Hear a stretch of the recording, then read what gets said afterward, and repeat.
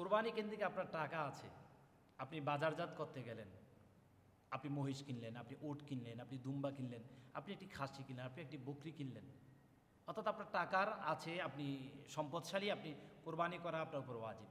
আপনি বাজারে গেলেন, আপনি চোখ কান খোলা না রেখেই কোনো পশু ক্রয় করা যাবে না, আপনার চোখ কান খোলা রাখতে হবে।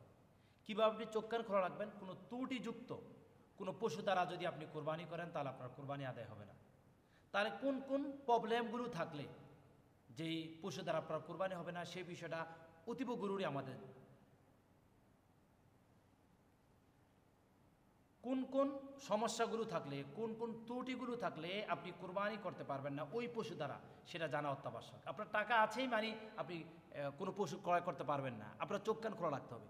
এক নম্বর হচ্ছে, আপনি যেই মহিষ ক্রয় করলেন, আপনি যেই গরু আপনি জবাই করলেন বা ক্রয় করলেন, সেটার ক্ষেত্রে আপনি লক্ষ্য রাখতে হবে সেটার শিং ঠিক আছে কিনা, এটার শিং ভাঙ্গা আছে কিনা।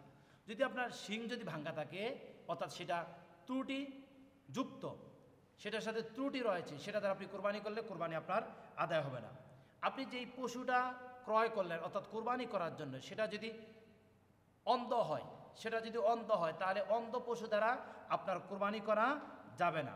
তারপর যদি আপনি যেই পশু দ্বারা কোরবানি করবেন সেটা যদি অতি দুর্বল হয়, অতি দুর্বল বলতে এমন দুর্বল, সেটার ভিতরে মাংসের নিচে যে হাড় থাকে, হাড়ও যদি ক্ষয় যদি হয়ে যায়, অথবা সে নড়াচড়া করতে পারে না, অথবা সে যেখানে থাকে সেখান থেকে কুরবানি যেখানে করাবে অর্থাৎ কুরবানি মাঠ পর্যন্ত সে যাওয়ার অধিকার সে রাখে না, ওই পানি দ্বারা আপনি কুরবানি করলে আপনার কুরবানি আদায় হবে না।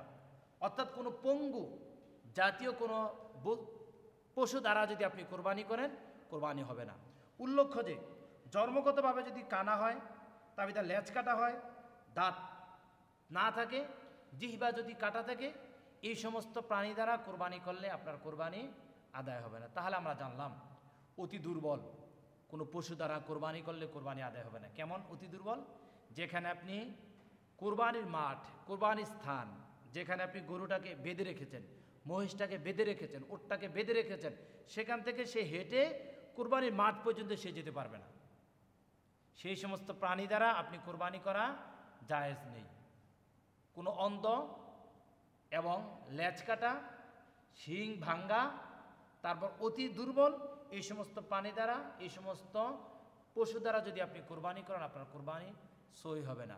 কোরবানি করার ক্ষেত্রে এই বিষয়টা আমাদের সকলের মাথায় রাখতে হবে। আল্লাহ সুবহানাহু ওয়া তাআলা আমাদেরকে আমল করার তৌফিক দান করুক। আল্লাহুম্মা আমিন।